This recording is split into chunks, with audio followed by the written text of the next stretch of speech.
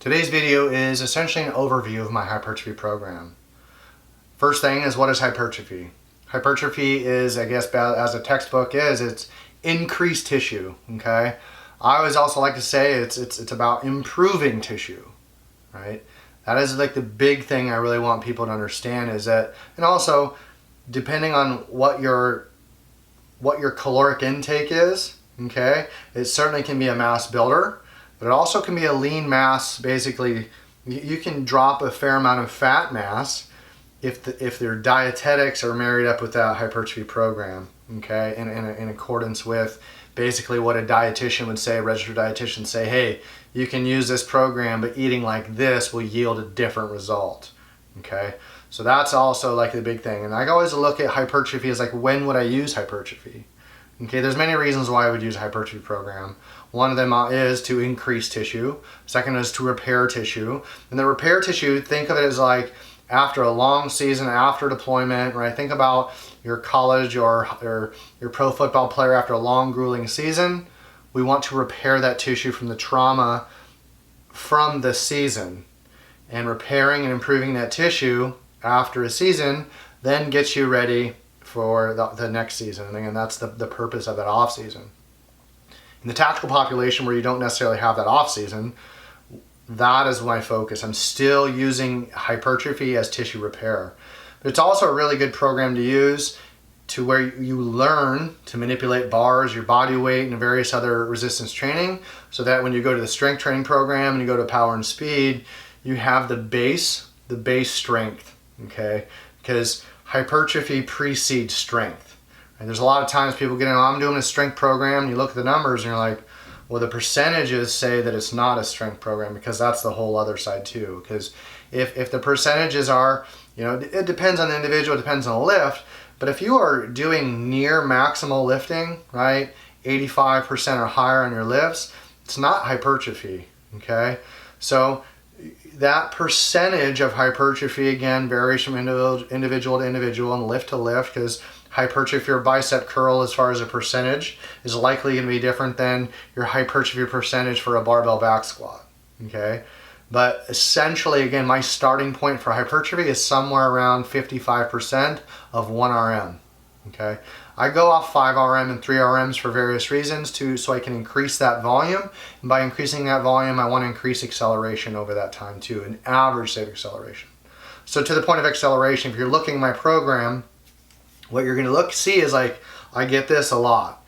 Well, Jeff, I'm not able to do the percentage you prescribe. What should I do? Okay. The hard and fast rule for hypertrophy in my program is stick to the reps and sets prescribed, and then that percentage is just a starting point. Okay, it's like, do I stay there? Do I go down, or do I go up? Because what I'm trying to do is acquire volume, i.e. reps, over the X set. So if it says like 5 sets of 8, right? Those 40 reps, I want my rep number 40 to be done at a pace and a state of acceleration not much slower than my very first rep. And the goal is to be able to do, obviously, a prescribed percentage throughout that, okay, those 40 reps.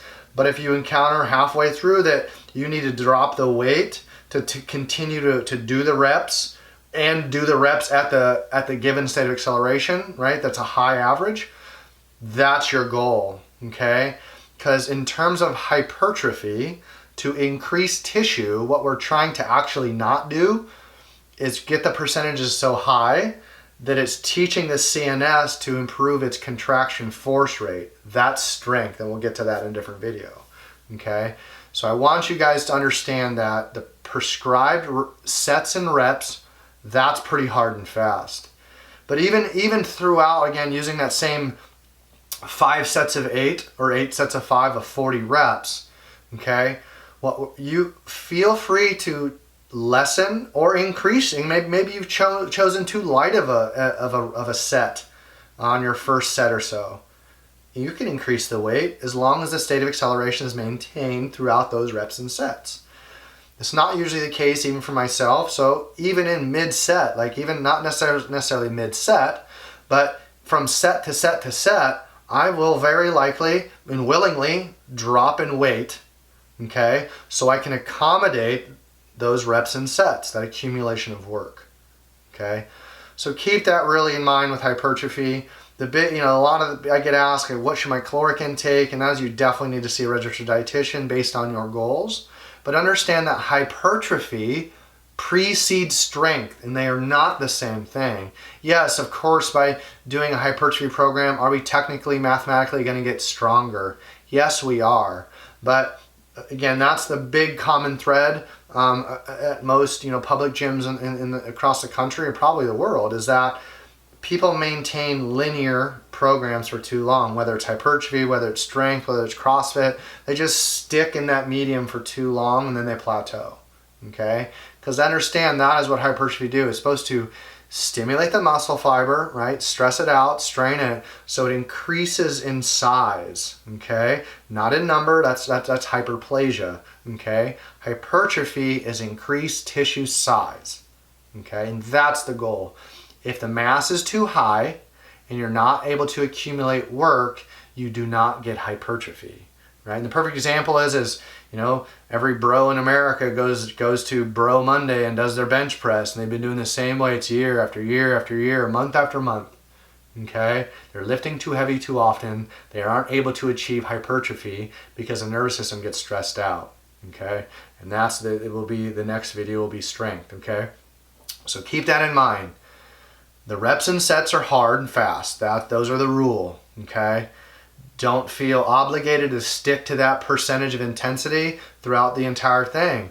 Again, and if you're always staying ahead of it, okay, keeping that acceleration up, what you're going to see is a very, very, very distinct adaptation somewhere around the 6 to 8 week mark, okay? I mean, it's going to continue to build, but that's the idea, okay? You should absolutely get clear muscle mass increase potentially, unless your focal point is to lose a bunch of fat and you've reached out to a dietitian and you're working on a program for a caloric deficit throughout that time, okay? So again, hypertrophy is increased muscle tissue, repair muscle tissue, okay? But it's also a really good transition from certain other things. You're going to see that here, and we'll talk about that in some other videos with why is it such a good transition from other like power and speed and strength program, okay? Because it really is, it's a shift in your nervous system, all right? So that's really, really important to cycle these programs through. And typically we're going to start with hypertrophy because, again, hypertrophy sets the base for not only strength, but also sets the base for power and speed. So hope you guys enjoy the program. Give it your best you can. Keep those percentages as high as you can, but as low enough to you can accommodate those reps and sets with as close as possible consistent state of acceleration, and you will have great results.